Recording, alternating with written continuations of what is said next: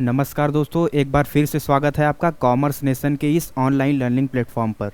दोस्तों, कल महात्मा गांधी काशी विद्यापीठ का एग्ज़ाम है दोस्तों, ठीक है। तो बहुत सारे बच्चे पूछ रहे हैं कि कैसे सर, कितना क्वेश्चन कैसे आएगा, कहाँ से आएगा, बताइए, ठीक है। और तो आज हम लोग सॉल्व करेंगे जो बीकॉम सेकेंड सेमेस्टर का है, जो है दोस्तों सेकेंड सेमेस्टर में जो क्वेश्चन पूछे जाने वाले इकोनॉमिक्स में, आज हम लोग उसको सॉल्व करेंगे। तो ये इम्पॉर्टेंट क्वेश्चन है दोस्तों।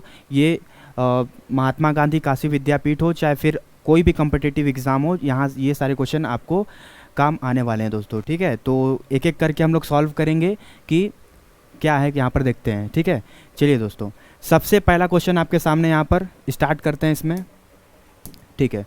चलिए, लिखा हुआ है the easy an inquiry into the nature and cause of wealth of nation written by. दोस्तों, ये क्वेश्चन सुनते ही लोग अगर पढ़े होंगे तो पहले ही आंसर देंगे कि किसने लिखा है वेल्थ ऑफ नेशन, ठीक है। तो इसके राइटर हैं दोस्तों कौन? एडम स्मिथ, ठीक है।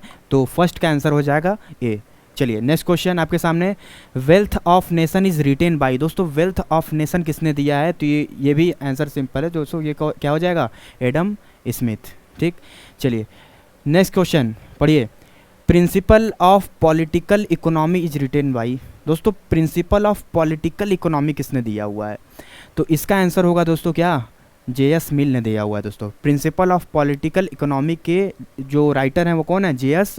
मिल है, ठीक है। चलिए, next question, principle of economics. दोस्तों, प्रिंसिपल ऑफ इकोनॉमिक्स किसने लिखा है बताइए? Marshall, J K. Mehta, Robinson, J B. से। दोस्तों, आप कई बार इस क्वेश्चन, इसमें बहुत सारे क्वेश्चन हैं जो आप पहले से कई बार देख चुके होंगे, ठीक है। तो ये इम्पॉर्टेंट भी है, इसलिए कई बार ये रिपीट करते हैं दोस्तों, ठीक है। तो बताइए इसका फोर्थ का आंसर क्या होगा? Principal of economy is written by, बताइए क्या होगा? तो इसका होगा दोस्तों मार्शल, ठीक है। प्रोफेसर अल्फ्रेड मार्शल ने दिया principle of economy. Next question आपके सामने, pure theory of domestic value is written by. दोस्तों, pure theory of domestic value किसने लिखा है? तो इसका आंसर होगा अल्फ्रेड मार्शल, ठीक है। चलिए, नेक्स्ट क्वेश्चन, क्वेश्चन नंबर 6। चलिए, लिखा हुआ है according to Marshall economics is.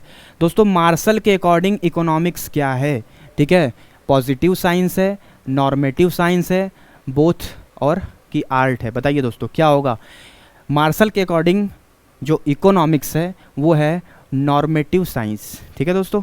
चलिए, नेक्स्ट क्वेश्चन आपके सामने लिखा हुआ है economics of welfare is written by. दोस्तों, इकोनॉमिक ऑफ वेलफेयर किसने दिया है? बताइए आंसर क्या होगा? Economic of welfare.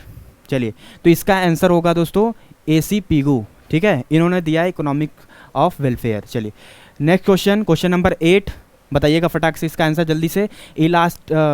Elementary political economy is written by. दोस्तों, एलिमेंट्री पॉलिटिकल इकोनॉमी किसने दिया है? बताइए क्या होगा answer? Cannan, Adam Smith, Marshall की नन ऑफ द अबव? बताइए, इसका आंसर होगा दोस्तों कैनन, ठीक है। चलिए, एलिमेंट्री पॉलिटिकल इकोनॉमी के जो राइटर हैं वो कैनन है। चलिए, next question, economics is the science which studies the human behaviour is a relationship between end and scarce means which have alternative use given by. बताइए दोस्तों, आपने पढ़ा है कि इकोनॉमिक्स में कि जो रिसोर्स होते हैं वो क्या होते हैं दोस्तों? लिमिटेड होते हैं। Human wants are unlimited, resources while resources are limited. और वो जो रिसोर्स होगा दोस्तों उसका अल्टरनेटिव यूज़ होगा दोस्तों। तो बताइए इसमें आंसर क्या होगा? किसने बोला, ये किसके द्वारा ये दिया गया है? ठीक है। चलिए, जे.के. मेहता, रॉबिन्सन, सैमुएल्सन की ए.सी. पिगू। बताइए दोस्तों क्या होगा? नाइन्थ का आंसर क्या होगा दोस्तों? बताइए। तो इसमें ये जो बोला गया है ये रॉबिन्सन ने बोला है दोस्तों, ठीक है। तो नाइन्थ का बी हो जाएगा आंसर, ठीक है। चलिए, बहुत सही। नेक्स्ट क्वेश्चन देखते हैं हम लोग, क्वेश्चन नंबर 10। चलिए, बताइए फटाफट क्या होगा? Question number 10, which of the following is the methodology, ठीक है, क्या होगा दोस्तों, of business economics? Inductive and deductive, ठीक है, इकोनॉमेरिस्टिक की case study, all of the above? बताइए दोस्तों 10th का आंसर क्या होगा? ठीक है, तो इसमें दोस्तों ये हो जाएगा ऑल ऑफ द अबव, ठीक। चलिए, कल एग्ज़ाम है दोस्तों, जिनका एग्ज़ाम है आप फटाफट इस जुड़ जाइए फटाक से। यहाँ पर हम लोग सारे क्वेश्चन सॉल्व करने वाले हैं और आपका कल एग्ज़ाम अच्छा जाएगा। ठीक है, चलिए क्वेश्चन नंबर 11, बहुत ही आसान क्वेश्चन। बताइए दोस्तों यूटिलिटी क्या है। यूटिलिटी के फीचर से क्वेश्चन पूछा गया है। लिखा गया है utility psychological phenomena, relative term, may be useful and harmful commodity, क्या ऑल ऑफ द अबव। बताइए दोस्तों फटाफट आंसर क्या होगा। All of the above, very good. चलिए कि यूटिलिटी जो होता है दोस्तों वो साइकोलॉजिकल होता है, क्योंकि which can be not seen and not touch. ठीक है, जिसको हम बस फील कर सकते हैं। रिलेटिव टर्म मतलब जो change according to place, fashion and taste. Next may be useful and harmful, ये भी होता है दोस्तों कि utility exist both useful and harmful commodity, चाहे वो यूजफुल मतलब मिल्क हो चाहे वो वाइन हो, वो दोनों में ही होता है। तो आंसर हो जाएगा दोस्तों डी, 11th का डी हो जाएगा दोस्तों। ठीक है, चलिए नेक्स्ट क्वेश्चन। चलिए क्वेश्चन नंबर 12, क्वेश्चन नंबर 12 का आंसर बताएंगे दोस्तों फटाफट, क्या होगा।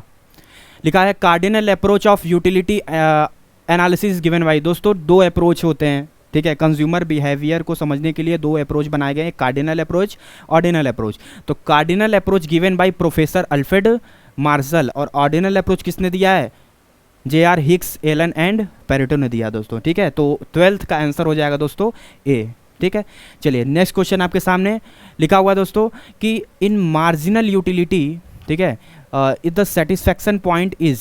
दोस्तों जब मार्जिनल यूटिलिटी जब सेटिस्फैक्शन पॉइंट पर पहुंचेगा तो कम्स व्हेन टी यू क्या होगा दोस्तों। ठीक है, मिनिमम, मैक्सिमम, नेगेटिव, डिक्रीजिंग। बताइए फटाफट। तो आंसर हो जाएगा दोस्तों इसका बी, यानी मैक्सिमम हो जाएगा दोस्तों टी यू। ठीक, चलिए नेक्स्ट क्वेश्चन 14 लिखा है विच of the following is formula of MU. दोस्तों मार्जिनल यूटिलिटी का फार्मूला क्या होता है। ठीक है, तो मार्जिनल यूटिलिटी का फार्मूला होता है दोस्तों TUN-TUN-1। ठीक है, तो आंसर क्या हो जाएगा दोस्तों 14 का ए हो जाएगा। ठीक है, TUN-TUN-1। ठीक है, चलिए बहुत सही। चलिए which is the first rule of H.H. Gaussian. दोस्तों H.H. गोसेन का सबसे पहला नियम क्या है। ठीक है, law of diminishing marginal utility, law of equi marginal utility, law of variable proportion की लॉ ऑफ डिमांड। दोस्तों क्या होगा बताइए फटाफट आंसर। ठीक है, तो H.H. गोसेन का जो फर्स्ट लॉ है दोस्तों उसका नाम है law of diminishing marginal utility, जिसमें क्या होता है कि जब कोई consumer next alternative next unit का कंजप्शन जैसे से बढ़ाता है और नेक्स्ट यूनिट से मिलने वाला जो सेटिस्फैक्शन है, यूटिलिटी है, वो घटता जाता है दोस्तों। ठीक है, ये LDMU है। तो इनका दूसरा लॉ क्या है, H.H. गोसेन का फर्स्ट लॉ है law of diminishing marginal utility. Next क्या है लॉ, दूसरा लॉ इनका law of equi marginal utility, जिसको हम बोलते हैं in consumer equilibrium in case of two commodity के नाम से भी जानते हैं इसको। ठीक है, तो 15 का आंसर ए हो जाएगा दोस्तों। ठीक, चलिए नेक्स्ट क्वेश्चन जल्दी जल्दी सॉल्व करेंगे हम लोग। ठीक है, चलिए दोस्तों क्या होगा बताइए। Which is the formula of consumer surplus. दोस्तों कंज्यूमर सरप्लस का फार्मूला क्या होता है समझिए और यहाँ पर आंसर देखिए फटाफट, क्या होगा बताइए। कंज्यूमर सरप्लस का फार्मूला क्या होगा बताइए। ठीक है, चलिए तो पहले लिखा हुआ है estimated price minus actual price. ठीक है, ये भी फार्मूला होता है इसका। Total utility minus P into N, ये भी होता है। Demand price minus actual price, ये भी होता है दोस्तों। तो आंसर हो जाएगा ऑल ऑफ द अबव। ये फार्मूला आप लिख लीजिए, याद कर लीजिए, बहुत इंपॉर्टेंट है। ठीक है, चलिए नेक्स्ट क्वेश्चन, क्वेश्चन नंबर 17। ठीक है, बोल रहा है कि who has given the concept of consumer surplus. दोस्तों कंज्यूमर सरप्लस का कॉन्सेप्ट किसने दिया है। क्वेश्चन पढ़ के ही आंसर आपके जबान पे आ जाना चाहिए कि इसका जो सरप्लस का जो कॉन्सेप्ट दिया वो है सर ड्यूपिट। ठीक है, AR ड्यूपिट ने दिया दोस्तों। ठीक है, चलिए नेक्स्ट क्वेश्चन आपके सामने। चलिए इसको पूरा देख लेते हैं, आधा दिख रहा है। ठीक है, क्वेश्चन नंबर 18 बताइए। लिखा हुआ है दोस्तों when the price of commodity is high the demand will be less, this statement signifies the law. ठीक है दोस्तों, क्या बोल रहा है कि जब प्राइस किसी कमोडिटी का प्राइस हाई होता है तो डिमांड कम हो जाता है दोस्तों। तो ये है दोस्तों प्यारा सा लॉ ऑफ डिमांड कि इसमें किसी कमोडिटी का अगर प्राइस इंक्रीज़ करता है तो डिमांड घटता है और प्राइस डिक्रीज़ करता है तो डिमांड बढ़ता है। ठीक है, तो ये स्टेटमेंट शो करता है लॉ ऑफ डिमांड दोस्तों। ठीक है, चलिए next question, the quantity of demand affected due to. दोस्तों क्वांटिटी ऑफ डिमांड जो होता है वो किससे इफेक्ट पड़ता है, तो वो दोस्तों होता है प्राइस से इफेक्ट पड़ता है। ठीक है, क्योंकि लॉ ऑफ डिमांड में जो प्राइस और क्वांटिटी डिमांड होता है उसमें रिलेशन होता है, किसमें? इनवर्स रिलेशन होता है प्राइस और क्वांटिटी डिमांड के बीच। प्राइस बढ़ता है डिमांड घट जाता है, प्राइस घटता है डिमांड बढ़ जाता है, ठीक है। चलिए तो 19 का हो जाएगा ए। नेक्स्ट क्वेश्चन, क्वेश्चन नंबर 20 लिखा हुआ what is the shape of demand curve. दोस्तों डिमांड कर्व का शेप पूछा हुआ है, फटाक से इसका आंसर बताइए क्या होगा, ठीक है। तो डिमांड कर्व दोस्तों होता है डाउनवर्ड स्लोपिंग, ठीक है, left to right downward sloping, ठीक है। तो ये इसका आंसर हो जाएगा दोस्तों left to right downward sloping मतलब फॉलिंग, ठीक है। 20 का ए हो जाएगा दोस्तों, ठीक है। चलिए बहुत सही। नेक्स्ट क्वेश्चन की तरफ आगे हम लोग बढ़ते हैं। क्वेश्चन नंबर 21, ठीक है। क्वेश्चन नंबर 21 की तरफ बढ़ेंगे। पढ़िए क्या लिखा हुआ है दोस्तों, बताइए answer. In case of Giffen goods, दोस्तों गिफन गुड्स क्या होता है? जो घटिया किस्म के गुड्स होते हैं, ठीक है, जैसे मक्का बाजरा ये सब को हम क्या बोलते हैं? गिफन गुड्स के कैटेगरी में रखते हैं, ठीक है। तो बताना है कि इन केस ऑफ गिफन गुड्स क्या होगा दोस्तों? Income elasticity is greater then price elasticity, price elasticity greater than income elasticity, कि बोथ आर इक्वल, दोनों इक्वल होंगे, कि नन ऑफ द अबव। बताइए फटाफट आंसर दोस्तों क्या होगा 21 का, क्या होगा दोस्तों बताइए आंसर। तो इसमें होगा बी, ठीक है, बहुत सही। Price elasticity is greater then income elasticity, ठीक। चलिए क्वेश्चन नंबर 22 लिखा है फॉर गिफन गुड्स। ये भी दोस्तों गिफन गुड्स के केस में ही क्वेश्चन आया है। लिख रहा है कि for Giffen goods income effect will be. दोस्तों इनकम इफेक्ट क्या होता है गिफन गुड्स के केस में, ठीक है? पॉजिटिव होता है, निगेटिव होता है, अनअफेक्टेड मतलब कोई इफेक्ट नहीं पड़ता है, कि नन ऑफ द अबव। बताइए दोस्तों क्या होगा इसका आंसर। 22 का हो जाएगा दोस्तों कि गिफन गुड्स और इनकम के बीच में क्या होता है? निगेटिव इफेक्ट होता है दोस्तों, ठीक है। चलिए क्योंकि इनकम बढ़ेगा दोस्तों तो गिफन गुड्स लोग खरीदना कम कर देंगे, लोग अच्छे क्वालिटी वाले गुड्स पे शिफ्ट हो जाएंगे, ठीक है। 23, ठीक है। Next question, article of subordinate क्या लिखा है दोस्तों? Snob related to. Article of snob related किससे रिलेटेड बताइए दोस्तों आंसर क्या होगा? Necessities goods, precious goods, luxurious goods, कि नन ऑफ द अबव। बताइए दोस्तों क्या होगा आप आंसर यहाँ पर 23 का, ठीक है। 23 का आंसर हो जाएगा दोस्तों यहाँ पर प्रेस्टियस गुड्स, ठीक है। चलिए प्रेसियस गुड्स जो मतलब जो थोड़ा सा जो लग्जरी नहीं होते हैं, ठीक है, जो थोड़ा सा क्या होते हैं इसेंशियल कमोडिटी के टाइप में होते हैं, ठीक है, ना तो बहुत ज़्यादा इसेंशियल होते हैं ना ही बहुत ज़्यादा लग्जरी होते हैं, ठीक है। तो आंसर हो जाएगा 23 का बी, ठीक है। चलिए नेक्स्ट क्वेश्चन आपके सामने लिखा हुआ है विच हैव मोर इलास्टिसिटी, ठीक है, विच हैव मोर इलास्टिसिटी। बताइए क्या होगा? Necessities goods, luxurious goods, snob goods, कि इन्फीरियर गुड्स। बताइए किसका इलास्टिसिटी क्या होगा? मोर होगा, ज़्यादा होगा। क्या होगा आंसर दोस्तों? तो इसमें भी होगा लग्जरियस गुड्स का। दोस्तों लग्जरियस गुड्स का इसलिए मोर इलास्टिक है क्योंकि इसका जब प्राइस बढ़ता है ना तो इसका लोग डिमांड बहुत ज़्यादा घटा बढ़ा देते हैं, ठीक है, क्योंकि इसको हम क्या कर सकते हैं? इग्नोर कर सकते हैं, क्योंकि ये हमारे नेसेसिटीज़ नहीं है, ठीक है, ये वही खरीदते हैं जिनके पास पैसा ज़्यादा है दोस्तों, ठीक है। चलिए नेक्स्ट क्वेश्चन, चलिए लिखा हुआ है 25, क्वेश्चन नंबर 25 देखेंगे। चलिए बताइए प्राइस इलास्टिसिटी रिप्रेजेंट। दोस्तों प्राइस इलास्टिसिटी ऑफ डिमांड का फार्मूला पूछा है, बताइए क्या होगा दोस्तों? लिखा हुआ है proportionate change in quantity demanded divide by proportionate change in price, ठीक है। क्या होगा बताइए?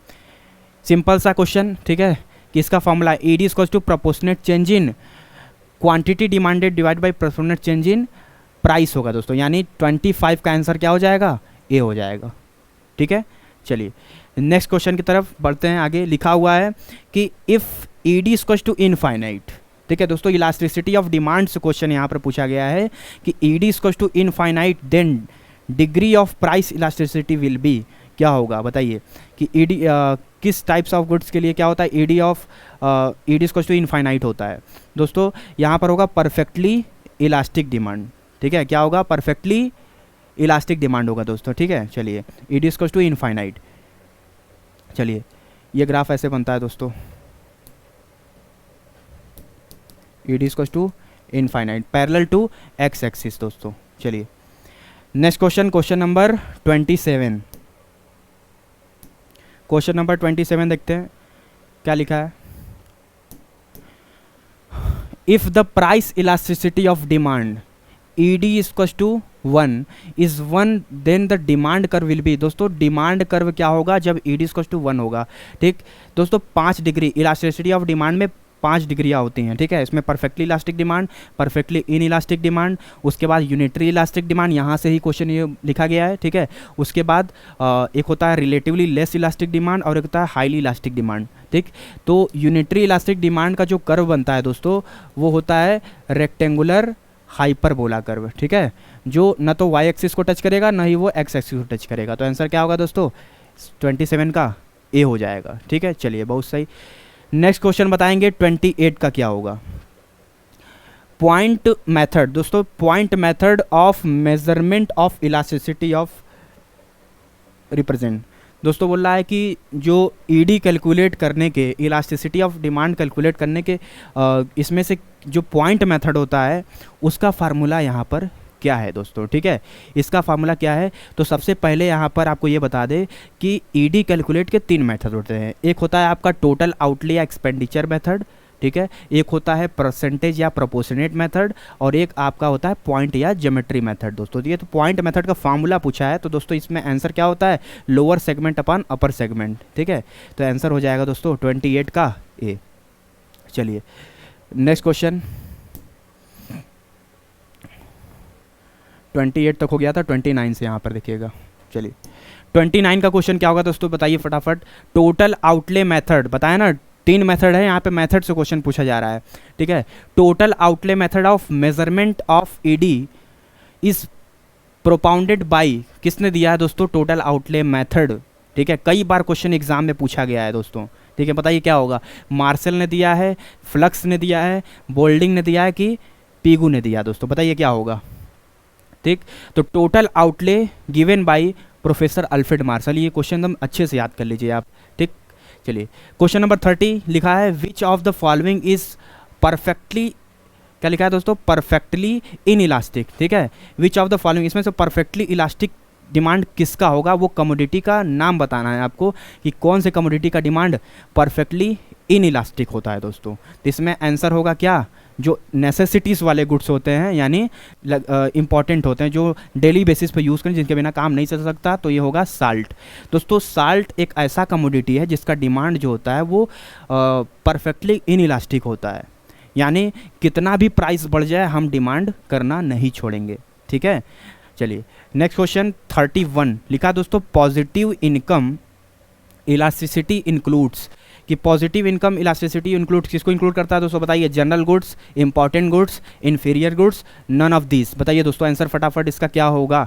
ठीक है, तो दोस्तों पॉजिटिव इनकम इलास्टिसिटी इंक्लूड करता है आपका जनरल गुड्स, जो डेली बेसिस पे यूज़ किए जाते हैं। ठीक है, concept of synthetic economics is given by. दोस्तों ये जो क्वेश्चन एक एक लाइन वाले हैं ना, इसको तो आप नोट करके रखा करिए, क्योंकि कई एग्जाम में पूछे जाते हैं क्वेश्चन ये। ठीक है, बहुत इंपॉर्टेंट क्वेश्चन है ये सब।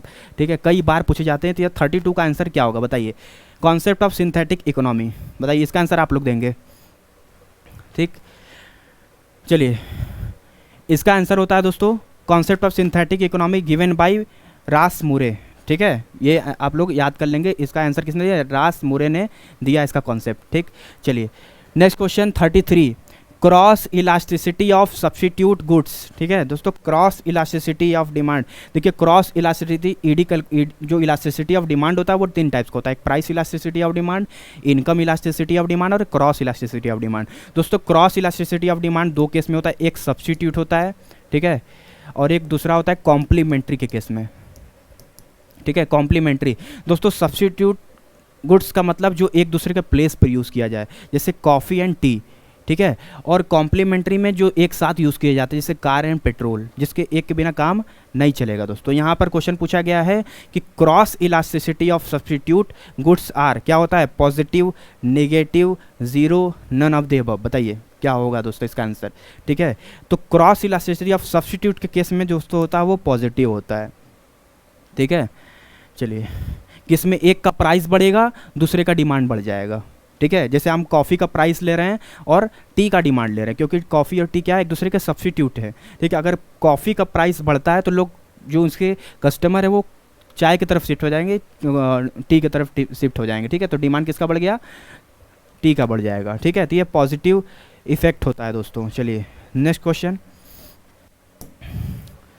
33 क्वेश्चन तक हो गया दोस्तों। चलिए आगे बढ़ते हैं। 34 34 क्या होगा बताइए।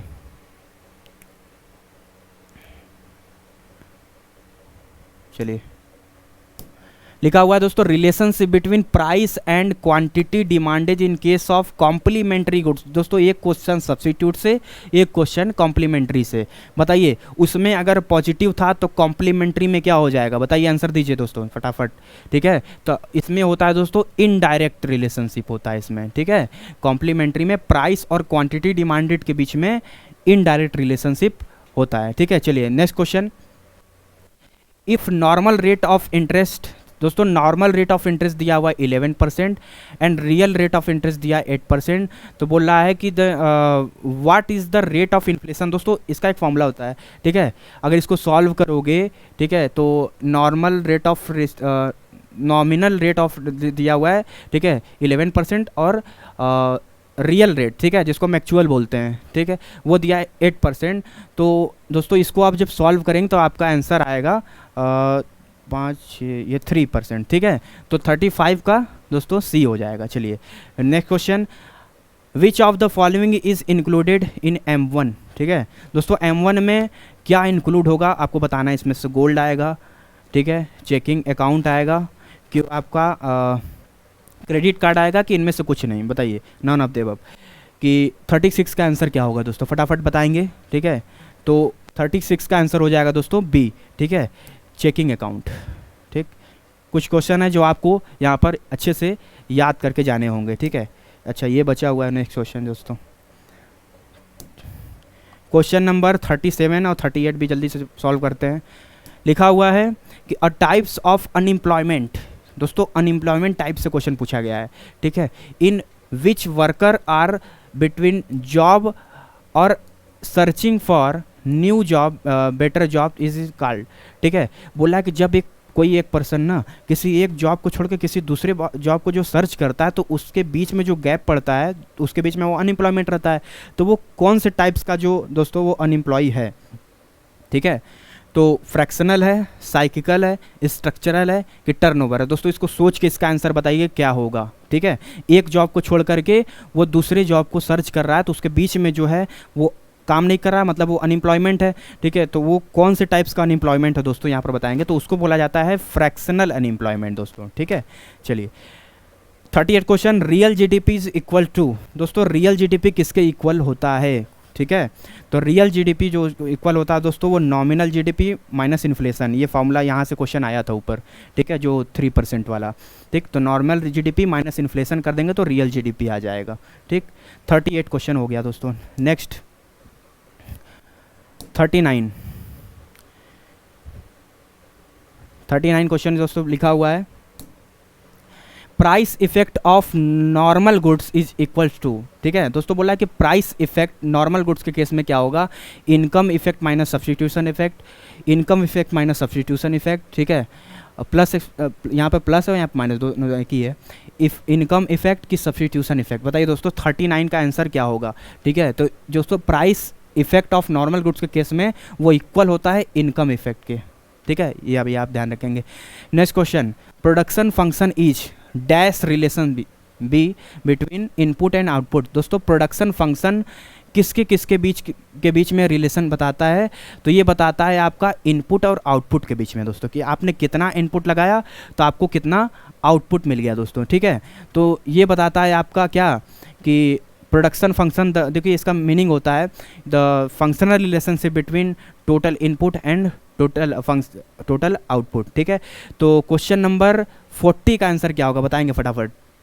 Question number 40, economic technical both की नन ऑफ द अबव। बताइए दोस्तों, इकोनॉमिक भी होता है और टेक्निकल भी होता है, तो ये आंसर क्या हो जाएगा, बोथ हो जाएगा। यानी प्रोडक्शन फंक्शन में जो इनपुट और आउटपुट के बीच में रिलेशन होता है वो इकोनॉमिक भी होता है और टेक्निकल, मतलब पैसे से भी और टेक्नोलॉजी। आप इनपुट में बहुत सारी चीज़ें आ जाएंगी दोस्तों। ठीक है, चलिए फैक्टर्स ऑफ प्रोडक्शन जो होते हैं ना, लैंड, लेबर, कैपिटल, एंटरप्रेन्योर, तो वो सारे इसमें आ जाएंगे कि आप उसमें कितना लगाएं तो आपको कितना आउटपुट आया, यही प्रोडक्शन फंक्शन बताता है। चलिए next question, average product, question number 41। Average product यानी एपी इज मैक्सिमम। दोस्तों रिलेशनशिप से क्वेश्चन पूछा है, एपी और एमपी, रिलेशनशिप बिटवीन एपी और एमपी से क्वेश्चन है कि एवरेज प्रोडक्ट अगर मैक्सिमम होगा, ठीक है, तो वहाँ पर मार्जिनल तो रिलेशनशिप क्या होगा दोस्तों बताइएगा, MP is greater than AP, MP is less than AP, कि MP is equal to AP, कि नॉन ऑफ द अबव। बताइए दोस्तों आंसर क्या होगा इसका, सोच के बताएंगे अच्छे से, ठीक है। रिलेशन क्या होगा दोस्तों बताइए। तो एवरेज प्रोडक्ट मैक्सिमम वेन, ठीक है, क्या होता है इसमें 41 का, सोचिए बताइए फटाफट, इसमें हो जाएगा A, MP is greater than AP. चलिए नेक्स्ट क्वेश्चन 42 दोस्तों लिखा हुआ है, explain of the law of marginal utility, ठीक है, सॉरी एक्सेप्शन लिखा हुआ है, सॉरी, ठीक है, exception of the law of marginal utility. दोस्तों एलडीएमयू का एक्सेप्शन पूछा है। एलडीएमयू एक ऐसा लॉ है, अगर आपको इसका लॉ का मीनिंग नहीं पता तो हम बता देते हैं, ठीक है, कि जब कोई भी एक कंज्यूमर जब किसी कमोडिटी का कंजप्शन कर रहा हो तो नेक्स्ट यूनिट से जो मिलने वाला जो सेटिस्फैक्शन है, जो यूटिलिटी है, वो क्या होती है दोस्तों, घटती जाती है, ठीक है। तो ये इसका मीनिंग होता है दोस्तों। और इसमें आपका एजम्पशन पढ़ेंगे तो सारी चीज़ें कांस्टेंट होती हैं, ठीक है, कंज्यूमर का टेस्ट ना बदले, फैशन ना बदले, प्रेफरेंस ना बदले, marginal utility of money remains constant, बहुत सारे इसके एजम्पशन है। तो इसमें एक्सेप्शन क्या होगा मार्जिनल यूटिलिटी का, लिखा हुआ small unit, intoxicant commodities, rare commodities के ऑल ऑफ द अबव। दोस्तों यहाँ पर ये सारे इसके आंसर हैं ऑल ऑफ द अबव। क्यों होगा दोस्तों, स्मॉल यूनिट पर इसका ये एक्सेप्शन होता है। अगर आप आइसक्रीम खा रहे हैं तो आप पहला आइसक्रीम खाएंगे ना, पहला चम्मच जब आप खाएंगे तो आपको नेक्स्ट यूनिट से मिलने वाला जो सेटिस्फेक्शन होगा घटने के बजाय बढ़ जाएगा दोस्तों, ठीक है। चलिए तो वो स्मॉल यूनिट में नहीं होगा। जैसे किसी को प्यास लगा है, आप उसको चम्मच से पानी पिला रहे हैं, ठीक है, तो वो क्या करेगा, उसका नेक्स्ट यूनिट से जो दूसरे वाले चम्मच से और उसको अच्छा लगेगा, ठीक है। इंटॉक्सिएंट कमोडिटीज़, ठीक है, जो ऐसी चीज़ें जो मतलब नशीली चीज़ें हैं, वो भी उस पर क्या होगा, ये अप्लाई होता है। जैसे कोई मतलब alcoholic drinks, the law doesn't apply alcoholic drinks, ठीक है। अगर उसको एक आप यूनिट दीजिए, दूसरा वाला वो कभी नहीं कर सकता कि मुझे दूसरा वाला कम लग रहा है, ठीक है, उसको अच्छा लगेगा, तो ये भी होगा। रेयर कमोडिटी जो बहुत मुश्किल से मिलते हैं, सबसे रेयर कमोडिटी दोस्तों पैसा है, कितना भी कमा लीजिए कम ही लगता है, ठीक। तो इसमें क्या होगा, आंसर डी हो जाएगा। चलिए क्वेश्चन नंबर 43 लिखा हुआ है, according to utility concept consumer equilibrium is equals to, ठीक है।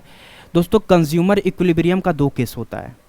एक तो होता है consumer equilibrium in case of one commodity, जब कोई कंज्यूमर एक कमोडिटी का कंजप्शन कर रहा हो तो क्या होगा, ठीक है। एक होता है consumer equilibrium in case of two commodity, ठीक है। तो टू कमोडिटी के केस में तो आगे हम लोग पढ़ेंगे इसके बाद वाला क्वेश्चन। तो वन कमोडिटी के केस में क्या होगा दोस्तों, तो यहाँ पर इसका फार्मूला होता है MU x equal to PX, ठीक है। तो इसमें बताना है इक्विलिब्रियम किसके इक्वल होगा, ठीक है। 43 का आंसर बताएंगे दोस्तों क्या होगा यहाँ पर, ठीक। तो इसका आंसर होगा दोस्तों ए हो जाएगा, MU x equal to marginal utility of, ठीक है, प्राइस, ठीक है। MU x, इसको MUP का मतलब होता है दोस्तों PX, ठीक है, marginal utility of x commodity जो इक्वल हो जाए प्राइस ऑफ कमोडिटी का। क्योंकि कोई भी कंज्यूमर, इसका फॉर्मूला हम यहाँ पे लिख दे रहे हैं equation, MU x equal to PX। जब कोई कंज्यूमर उसी कमोडिटी पे पैसा खर्च करेगा, ठीक है, जिससे उसमें मैक्सिमम सेटिस्फैक्शन मिलेगा। अब जब वो उसके इक्वल हो जाता है, जैसे वो 50 रुपये का पैसा खर्च किया तो उसको 50 रुपये का यूटिलिटी मिलना चाहिए, मार्जिनल यूटिलिटी, तो वो इक्विलिब्रियम पॉइंट होता है इन केस ऑफ वन कमोडिटी, ठीक है। तो 43 का ए हो जाएगा दोस्तों, ठीक है। ग्रेटर देन लेस देन तो हो नहीं सकता, ठीक। Next question 44, consumer equilibrium in case of two commodities. दोस्तों दो कमोडिटी के केस में कंज्यूमर इक्विलिब्रियम क्या होगा, ठीक। तो इसका फॉर्मूला होता है MU x equal to PX, ठीक है, इक्वल टू MUM। दोस्तों यहाँ पर फॉर्मूला, यहाँ पर अगर देखा जाए तो MU x equal to MUy equal to MUP, ये तो नहीं होगा, ठीक है। बी देखते हैं, MU x upon PX equal to MUy upon PY, ये सही है, ठीक है। MU x ये तो हो नहीं सकता दोस्तों, ठीक है। तो आंसर क्या हो जाएगा यहाँ पर, बी हो जाएगा, ठीक। 45 दोस्तों, क्वेश्चन नंबर 45 देखते हैं, लिखा हुआ है रैपिड, हाँ, rapid tutorials is better for commerce than, ठीक है, order other coaching in the example of, दोस्तों क्या होगा इसमें, कार्डिनल यूटिलिटी होगा, मार्जिनल यूटिलिटी होगा, ऑर्डिनल यूटिलिटी होगा, नॉन ऑफ देम होगा। सोच के इसका आंसर बताएंगे दोस्तों क्या होगा, ठीक है। तो इसका आंसर हो जाएगा दोस्तों, बताइए क्या होगा, ठीक है। चलिए तो 45 का सी हो जाएगा दोस्तों, ठीक है। चलिए दोस्तों 45 क्वेश्चन सॉल्व हो चुके हैं, ठीक है। थोड़ा बहुत और देखेंगे हम लोग, कल का एग्ज़ाम आपका अच्छा जाएगा। नेक्स्ट क्वेश्चन 46 लिखा हुआ है दोस्तों, why indifference curve downward sloping and convex to the origin, कि जो आईसी कर्व होता है वो डाउनवर्ड स्लोपिंग क्यों होता है और कॉन्वेक्स टू द ओरिजिन क्यों होता है दोस्तों, ठीक है। क्योंकि इसका प्रॉपर्टीज़ पढ़े होंगे, 3 4 5 प्रॉपर्टीज़ होते हैं इसको, ठीक है। तो ये इसमें आंसर बताना क्या होगा, due to the constant of marginal rate of substitution, MRS constant होता है, ठीक है। कि due to the zero marginal rate of substitution, due to the diminishing marginal rate of substitution, due to the increasing of marginal rate of substitutions. क्या होगा दोस्तों, 46 का answer बताएंगे कि आपका इनडिफरेंस कर्व डाउनवर्ड स्लोपिंग इसलिए होता है क्योंकि वहाँ पर एमआरएस क्या होता है दोस्तों, घटता है। तो आंसर हो जाएगा सी, ठीक। चलिए क्वेश्चन नंबर आते हैं ऊपर अब, 46 47। चलिए क्वेश्चन नंबर 47 बताइए दोस्तों क्या होगा, who was develop the concept of indifference curve concept. दोस्तों इनडिफरेंस कर्व कॉन्सेप्ट किसने दिया है, ठीक है। वी पेरेटो ने दिया है कि जॉनसन ने दिया है कि क्या लिखा दोस्तों, स्टर्की, ठीक है, कि आपका जे.आर. हिक्स ने दिया है दोस्तों। इसका आंसर आप देख के बताएंगे, अगर आपने पढ़ा है तो आपको आंसर पहले ही दिख जाएगा, ठीक है। 47 का हो जाएगा दोस्तों यहाँ पर जे.आर. हिक्स, ठीक है, ज़्यादा परेशान नहीं होना है। चलिए नेक्स्ट क्वेश्चन 48 लिखा है, indifference curve to the Fisher's equation, ठीक है। फिशर्स, ये देखो दोस्तों इकोनॉमिक्स का क्वेश्चन है, ठीक है, और ये भी प्योर इकोनॉमिक्स है कि फिशर्स, ठीक है। अगर आपने ग्रेसम फिशर्स ये सब का अगर आपने इक्वेशन पढ़ा होगा तो यहाँ पर आपको आंसर पता होगा दोस्तों, ठीक है। तो फिशर्स के अकॉर्डिंग कौन सा इक्वेशन करेक्ट होगा, ठीक है, सोच के बताएंगे क्या होगा, ठीक है। तो 48 का हो जाएगा दोस्तों, ये तो होगा नहीं, ये हो जाएगा, ठीक है। 48 का ए हो जाएगा। चलिए यहाँ पर लिखा हुआ है कि एल आर का मतलब क्या होता है, आई एन का मतलब क्या होता है, ठीक है, सारा कुछ लिखा हुआ है। 49 दोस्तों 49 बहुत ही सिंपल क्वेश्चन, बोला कि law of equi marginal utility also called, कि law of equi marginal utility, पहले तो आप हमको ये बताइए, ठीक है, कि law of equi marginal utility जो होती है ये इसको किसने दिया है। तो आपने ऊपर ही पढ़ लिया कि इसको प्रोफेसर एच गोसेन ने दिया है, और गोसेन सेकेंड लॉ से भी फेमस है, ठीक है। तो बताइए इसका दूसरा नाम क्या है, लॉ ऑफ सब्स्टिट्यूशंस, ठीक है, ये भी होता है। लॉ ऑफ कंजप्शंस ये भी होगा, लॉ ऑफ इकोनॉमी ये भी होगा, ठीक है। तो 49 का आंसर क्या होगा दोस्तों, ठीक है। 49 का यहाँ पर 3 तो सही है, तो मतलब आंसर तो 4 यही बचा, तो डी हो जाएगा ऑल ऑफ द एबव। दोस्तों ये क्वेश्चन इसमें 50 लास्ट ये वाला, अभी और भी क्वेश्चन है। चलिए 50 क्वेश्चन नंबर 50 है दोस्तों, लिखा हुआ है कि MRS is zero then what is the shape of IC curve, कि जब एमआरएस जीरो, इसके पहले वाले क्वेश्चन आ चुका था कि जब एमआरएस जीरो हो तो आईसी कर्व क्या होगा, कॉन्वेक्स टू द ओरिजिन, ठीक है, कि स्ट्रेट लाइन होगा, कि परपेंडिकुलर होगा, कि नॉन ऑफ द अबव। दोस्तों 50 क्वेश्चन नंबर 50 का आंसर क्या होगा बताएंगे, तो ये होगा आपका परपेंडिकुलर, जीरो पे होता है परपेंडिकुलर, ठीक।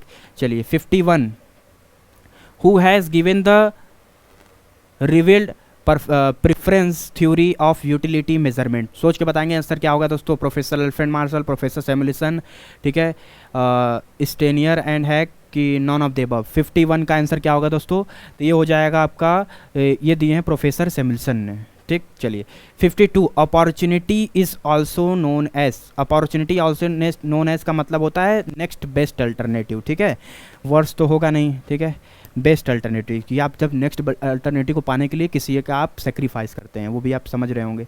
चलिए question number 53 opportunity cost is also known by, opportunity cost का दूसरा नाम क्या है दोस्तों, अल्टरनेटिव कॉस्ट, ठीक है, डिस्प्लेसमेंट कॉस्ट, कि ट्रांसफर अर्निंग, कि ऑल ऑफ द अबव। दोस्तों 53 का आंसर क्या होगा यहाँ पे ये बताएंगे, तो अल्टरनेटिव कॉस्ट तो होगा ही, ठीक है, ट्रांसफर अर्निंग भी होता है, ठीक है, तो डिस्प्लेसमेंट कॉस्ट भी होता है, तो आंसर हो जाएगा डी, यानी ऑल ऑफ द अबव, ठीक है।